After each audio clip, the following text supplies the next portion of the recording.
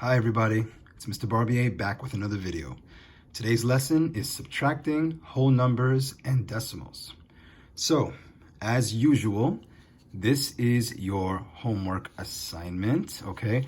So notice what I did, all right? We have 8 problems that are just, subtraction problems, just very straightforward. But then I had to challenge you, I had to do it, okay? So forgive me. 2 word problems. Okay, now I know what you're thinking, Mr. Barbier, wait a minute, I can't stand word problems. Why are you doing this to me? I'm doing it because you need to know how to solve word problems for the task exam. Okay, it's very important, all right? So reading comprehension is very important in math, not just in English language arts, not just in social studies, but also in math. You have to be able to read, understand what the question's asking you to find, right? Pick out the necessary information, use the right operations, and solve the problem and make sure your answer makes sense. Okay, so these 2 word problems are taken from regular everyday life. You should have no problem with it. But as usual, again, we have these problems to solve. I'm not doing these for you, you're doing them yourself. So let's look at some practice. All right, so here we go. Subtracting whole numbers and decimals practice. Okay, now let's look at this first one. All right, 45,732 minus 29,786. All right, so we are going to first line up this problem vertically, because right now it is written horizontally. Horizontal is left to right, vertical is up and down. So let's rewrite this problem vertically, okay, so that we can solve it, all right? So make sure that when you are subtracting, you put the larger number on top, okay? Basically, in this case, since we're dealing with whole numbers and decimals, the larger number will always be on the left-hand side, typically. When we start to learn about integers, however, positive and negative numbers, that is not always the case, okay? So, but for this lesson, for this level that we're at right now, the larger number will always be found on the left-hand side. But don't just trust that to be the case. Look at it and you can see, obviously, 45,732 is bigger than 29,786. So this number is going to go on top, that number is going to go on the bottom, all right? So let's do that. So 45,732 minus 29,786. All right. Now, when you subtract, we work from right to left, okay? And we pay attention to place value. We are going from right to left, starting with the ones place, right, which is the first column all the way to the right. If we're dealing with whole numbers, both of these are whole numbers, all right? And always subtract the bottom from the top, okay? So we're looking at the ones column. The ones column is the 2 and the 6. Please, ladies and gentlemen, do not do this. Do not say, okay, I'm going to take 2 from 6, 4. Okay, that's a common mistake. That is incorrect, all right? Some students have a tendency to just look at the numbers and say, well, this is bigger than this, so I'm going to take this number away from this and drop the answer right there. You can never do that, okay? In subtraction, you are always taking the bottom value away from the top value, always. Now, I know what you're thinking. Wait a minute, Mr. Barbier, you can't do that. 6 is bigger than 2. I can't take 6 away from 2. You're right. So now what we must do is we must do something called borrow and regroup, okay? So since we can't take 6 ones away from 2 ones, we look at the value on the left side of the ones column, which is the what? Okay, good. Someone said the tens column, and I'm going to borrow 1 10 from 3 tens, okay? And then regroup that 1 10 to 10 ones and add the 10 ones to the 2 ones. Okay, so if I take 1 10 from 3 tens, this gets crossed out and it becomes how many tens are left over. Okay, someone just said 2. All right. And again, let me explain that because some of you are wondering, what are you talking about tens? Remember, place value, ladies and gentlemen, place value. We have the ones column, the tens column, the hundreds column, the thousands column, and in this case, the 10,000s column. So when, some of you are thinking, well, I learned just take 1 from 3 and make it a 2. I want you to understand that this 3 is not really a 3. You might say, well, what do you mean it's not really a 3? Isn't that a 3? It's in the tens place, which means that it's not, the value of the 3 is not 3. The value of this number is 30, right? Think about it, 45,732. So when you're borrowing from the 3 and making it a 2, you're really borrowing from 3 tens and making it 2 tens. That's really what you're doing. All right, I want to make that very clear to all of you. So we're going to borrow 1 10 from 3 tens and make it 2 tens. And then we're going to take that 1 10 and then add it to the 2 ones. All right. And then the 2 ones becomes 12 ones. You can either cross the 2 out and write the number 12 like this. Or if you prefer, you could put a little 1 in front of the 2 to make it the number 12. Okay, that's your choice. Now, before I continue, I want to say something because this is another thing that I've noticed students do all the time. We just borrowed 1 10 from 3 tens and made it 2 tens. But some of you are thinking, but Mr. Barbier, wait a minute, you can't take away 8 from 2, so shouldn't you keep on borrowing? My way of doing this is very, very, very important. I want you to really catch on to what I'm doing here. Even though I can't take away 8 from 2, guess what I want you to do? I don't want you to worry about that right now. I want you to focus on the fact that we borrowed in order to make 2 ones into 12 ones. So one thing at a time. I want you to get into the habit of borrowing and going back. Okay, let me say that again. Borrow when you need to, right? And then go back to the place, right? The column, if you want to call it, the first column here, go back to the column in which you borrowed 4, right? Don't worry about the fact that 8 is bigger than 2 and you have to keep on borrowing and I want to say why, because students often make mistakes by borrowing all the way to the front of the problem, right? They'll borrow, and then sometimes they borrow when they don't even need to borrow, okay? So borrow, go back, okay? Borrow, go back. That's the way I want you to do it. Okay, so we borrowed from 3 tens, we made it 2 tens. We added the 1 10 to the 2 ones to make it 12 ones, right? Now we can subtract 12 from 6. So 12 take away 6 is what? I'm listening. Someone tell me. Okay, someone just said, Mr. Barbier, that would be 6. Very good. Now that I'm done with the ones column, now let me focus on the tens column. Okay, guys, one thing at a time. All right, one thing at a time. So looking at the tens column, and we can't take away 8 from 2. So once again, because 2 is a smaller value than 8, I need to borrow and regroup. So let's borrow from the hundreds place, okay? So I'm going to borrow from the hundreds. This 7 is now going to become a what, somebody? 6, very good. And now I'm going to add 10 to 2, just like I did before, all right? Whenever you borrow, you add 10 for the number that you're borrowing for, okay? So we're going to add 10 to 2, and we get what? Someone just said 12. That is correct. Now we can subtract 8 from 12, which is what, somebody? Okay, very good. It is 4, all right? Now I'm in the hundreds column, all right? And I noticed that 7 is larger than 6. I can't take away 7 from 6. So once again, I have to borrow and regroup. So now we're going to borrow from the thousands place. So here's the 5 in the thousands place. Let's borrow from the 5. And if I take 1 away from 5, I'm left with what? Okay, very good. I'm left with 4.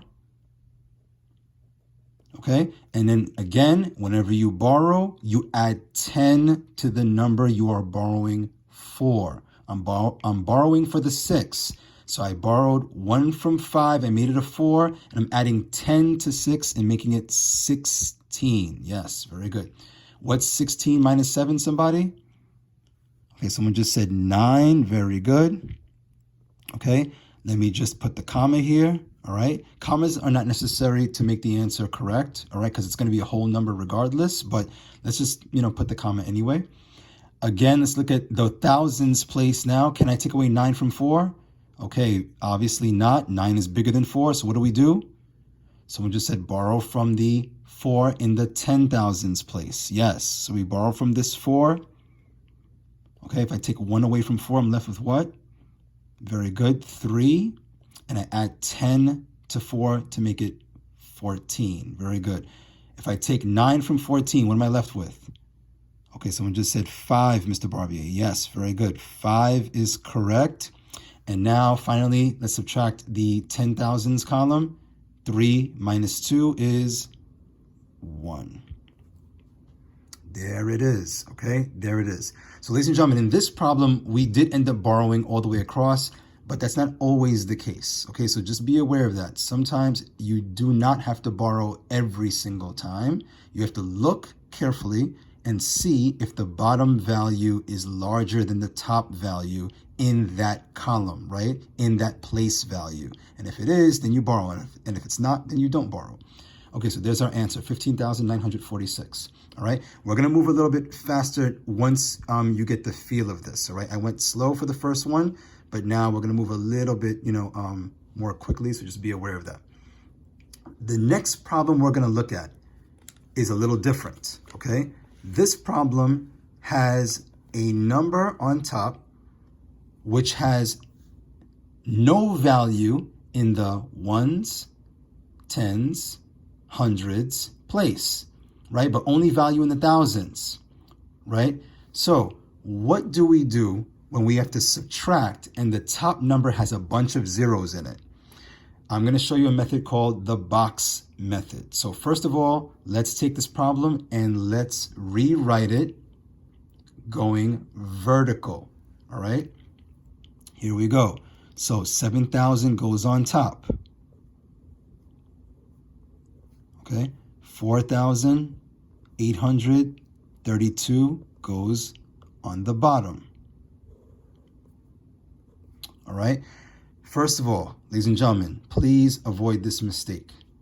0 minus 2, 2. 0 minus 3, 3. 0 minus 8, 8. 7 minus 4, 3. 100% wrong. Okay. Another thing that's wrong. Borrowing from the 7, making it a 6, and then all these zeros become 10s. 100% wrong. Another common mistake. Borrow from the 7, make it a 6, and all these zeros become 9s. That is also incorrect. Okay? So, ladies and gentlemen, there are a lot of misconceptions about how to subtract. All right? Let me show you a method that you may have never seen before that makes subtraction so much easier. Okay? So, like we did with the first problem, let's start with the ones column. 0 is smaller than 2. I cannot take 2 away from 0, right? So we have to borrow. But wait a minute, we have a dilemma here, don't we? The place that I would borrow from, which is the tens place, also is a 0 and has no value. And I cannot borrow from 0. I can't take 1 away from 0 because 0 has no value. 0 is 0. So what do? Try this out. This is called the box method. So, and only do this, let me be very clear. We only do the box method when we have to borrow from a number that has no value, which is 0. Let me say it again. I can't take 2 from 0. I have to borrow, but the number that I would borrow from is also a 0 and has no value. So what I do is I start to draw a box. And look how this works. I'm going to underline starting with the tens column, the tens place, because that's the number that I'm trying to borrow from. This number has no value. It's a 0. So I start to draw a line underneath it. I move on to the hundreds place. But again, the hundreds place is also a 0, which has no value. So I continue to draw my line. When do I stop the line? When I see a number with value. 7 has value, meaning 7 is a number larger than 0. So once I get to a number with value, I close the box. Okay, that's how it works. Now you might say, okay, Mr. Barbier, what's next? Okay, I'm not sure what's happening here. It's very easy. Look at this. You know how up here in the top problem, we would borrow from, for example, let me show you, right? You see how in this problem, we borrowed from 3, we made it a 2, so that we add 10 to 2 and make it 12, right? We borrowed 1 from 3 to make it a 2, right? And then when we borrowed from the 7, we borrowed 1 from 7 to make it a 6, and we borrowed 1 from 5 to make it a 4, and then we borrowed 1 from 4 to make it a 3. Well, guess what? There's no difference here. The only difference now is it's one small difference. I'm still going to borrow 1, right, to make this 0 a what, right? When I borrow, I'm adding what to this number? Okay, someone just said, yeah, we're adding 10 to this number. We borrow 1 and add 10. But this time, instead of borrowing from a single digit, I'm borrowing from this entire number inside the box, okay? Now, here's what I'm asking you to do. Don't pay mind to the comma. Make believe that comma isn't there. 700, what number is that? Okay, someone just said 700, yes. So if I take 1 away from 700, right? Think of it in terms of money. If I take $1 away from $700, what am I left with? Okay, someone just said, Mr. Barbier, isn't it 699? Yes. So I'm going to cross out each of these numbers, or each of these digits, cancel out the 7, the 0, and the 0, and then we're going to make it 699. And then this 0, as always, we add 10 to it, and this becomes 10. That's it. Guys, it's that simple, okay? And now we subtract each column of digits. Let's subtract the ones column. 10 minus 2 is what? Okay, someone just said 8. Okay, 9 minus 3 is what? Okay, someone just said 6. 9 minus 8 is what? Someone just said 1. And 6 minus 4 is what? 2. Okay, some of you watching this video might say to yourself, wait a minute, well, I remember learning in school that, the 7 becomes a 6, and then you make the 0 a 10, and then you borrow from 10, make it a 9, and make this 0 a 10, and borrow from the 10, and make it a 9, and then make the 0 a 10. Well, let me say this. That method is legitimate. That method works, but it's a lot of extra work, isn't it? Right? It's a lot of just crossing out and changing for no reason. So to me, this is a lot faster, isn't it? A lot simpler, right? Don't you think? Don't knock the box method. Give it a shot, all right? Don't knock it till you try it. Give it a shot, and I think you're going to like this more than the traditional way of subtracting with zeros on the top. Okay, great. Again, there it is, the box method. Let's look at another problem. Let's look at this one, okay? So this problem says, let me shrink my screen a little bit, okay?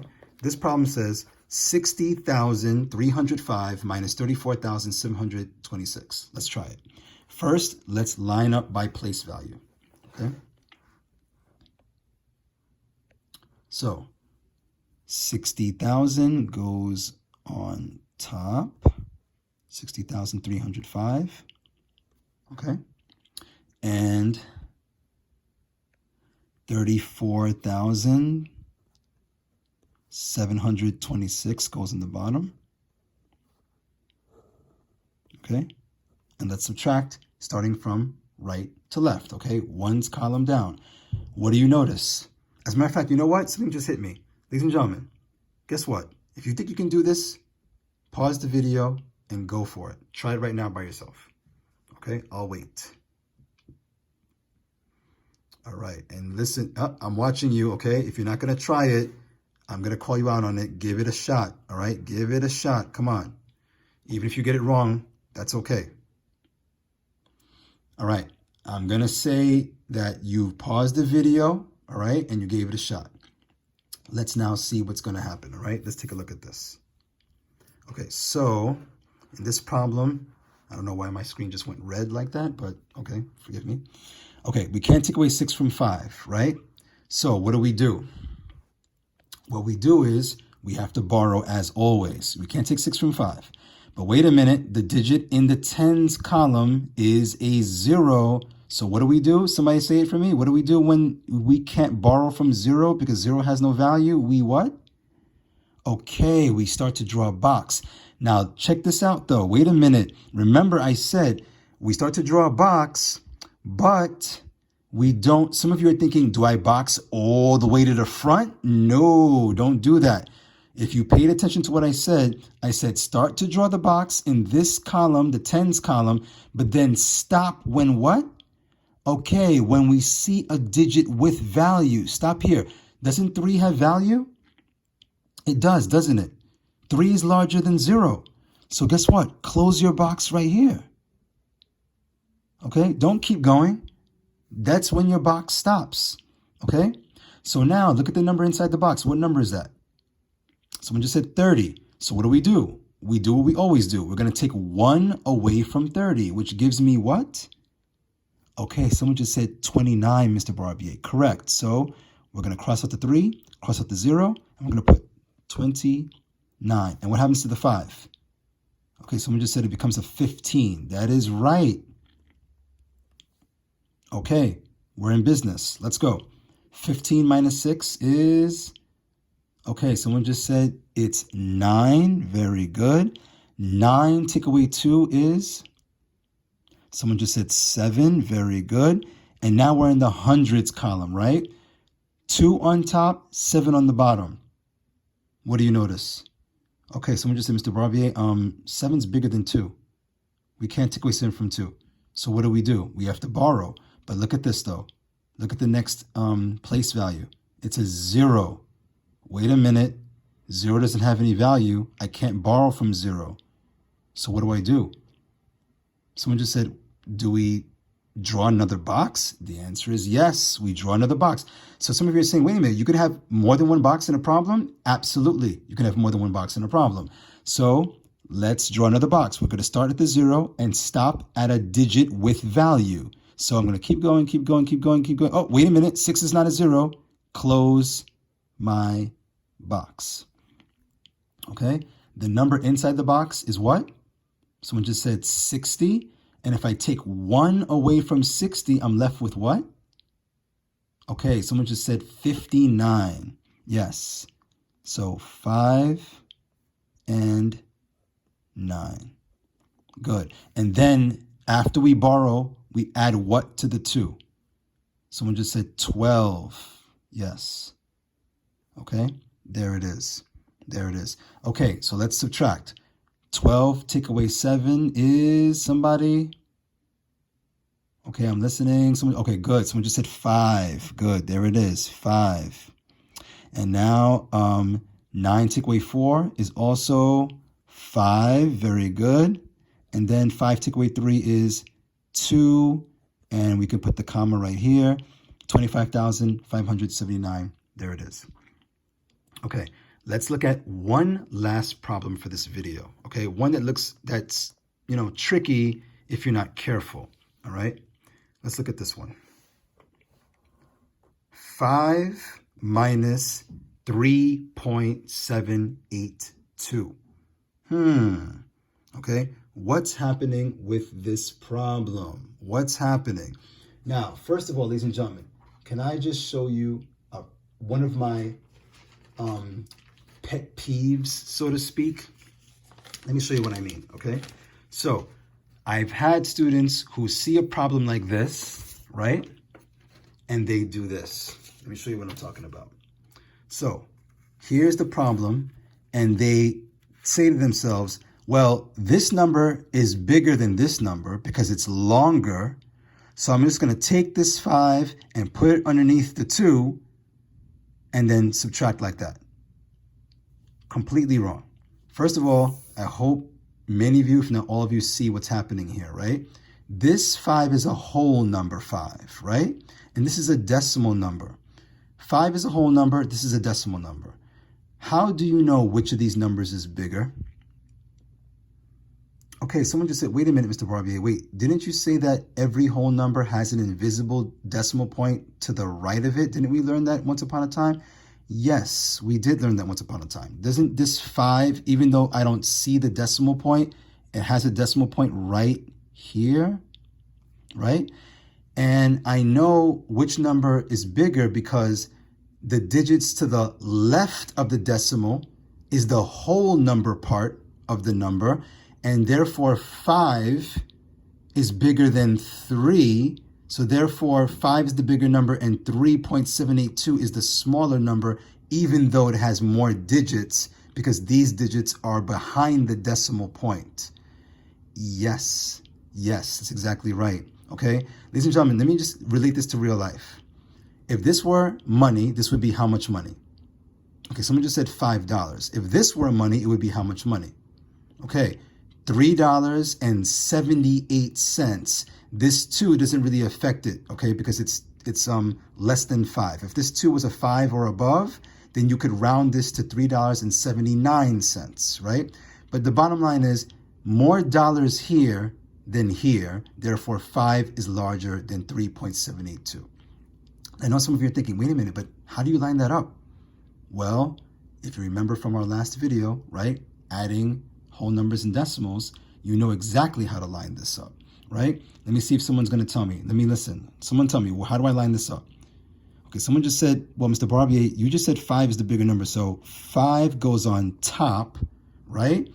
The decimal goes behind it. As a matter of fact, I can make my skinny little column for the decimal point, which is a good idea, right? Because then you know the whole number goes to the left of the column, the decimal part goes to the right of the column, and then I could put this number underneath by putting the decimal point where it belongs. The 3 goes in the what place, somebody? Okay, someone just said the ones place, which is here. That's right. And the 782 goes to the right of the decimal point. That's exactly right. I could draw my line, and I could draw my subtraction sign. And wait, what? What is that? Someone just said what?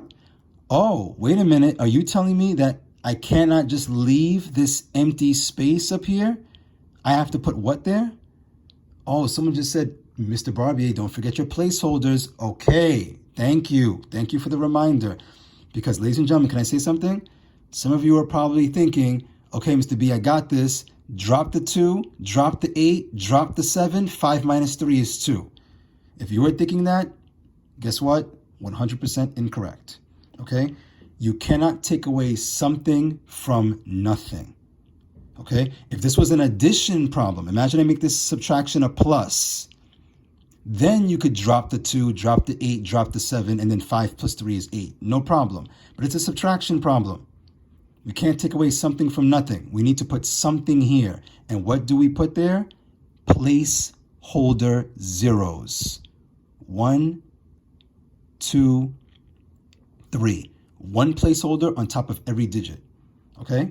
This is how you set up the problem. All right? Now we can subtract, going from right to left. Can I take away 2 from 0? Oh, let me say this. If you can do this on your own, pause the video right now and do it. Okay? I'm watching you. Pause that video. And go for it. Don't be scared. Come on.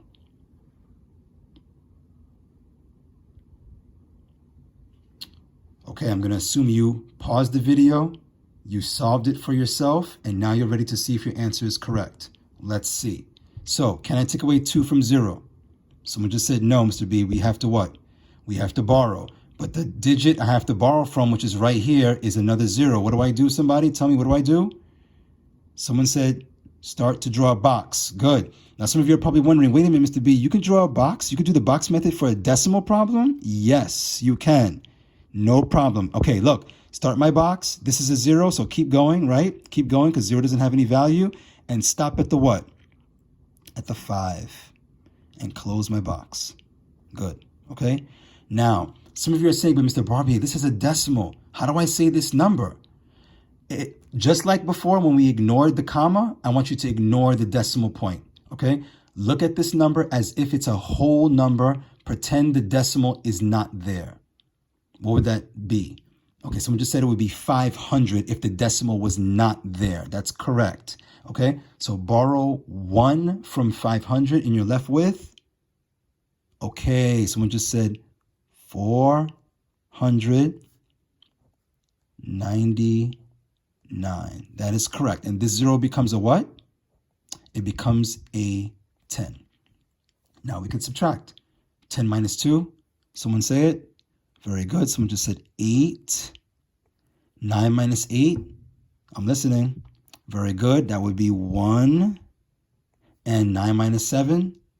Very good. That would be 2. And then drop the decimal point, right? And then 4 minus 3. Okay, someone just said that is 1.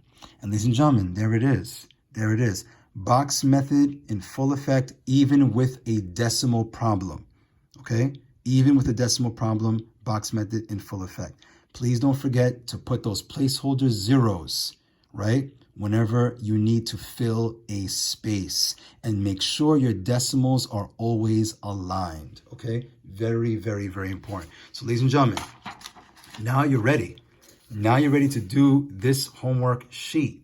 Okay, now you are ready. You're ready. You're ready. I hope you have that confidence. Okay, I know that my camera went red for some strange reason a couple of times during this video. I apologize for that. I have no idea why that happened. It's never happened before. But so here it is. So you're solving these problems. Okay, show me all your work, every step. And folks, don't be afraid of these two problems. I'll give you one helpful hint. Okay, one helpful hint. Even though this homework is a subtraction homework, okay, sheet, these two problems will involve some addition. Okay? Now you might say, why am I doing that?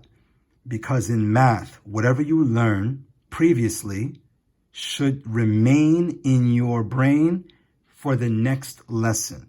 So I'm giving you two problems that involve addition. Now you might say, wait a minute, do I just add in, that's it? I didn't say that. I didn't say that. Both of these problems involve addition, but they also involve subtraction as well. So these two problems, folks, are two-step problems. All right? Two-step problems. I'm just making you aware. I'm giving you a little bit of a hint here. Okay? I'm giving you a hint. 9 and 10 involve two steps. They involve some addition and some subtraction as well. And I'm doing that because I need to keep you sharp. We learned addition already, but these two problems will help keep your addition skills sharp. And then after you do the addition part of the problem, do the subtraction part of the problem. Read carefully and you'll know what to do. I have confidence that you can do this, all right? You can do this. Both of these problems are taken from everyday life, okay? You can do it. Read it, understand it, solve it, show me your work, okay? All the steps for both of these problems. All right, guys? All right, you're ready to do this? I have faith in you. Good luck, and I'll see you in the next video. Take care.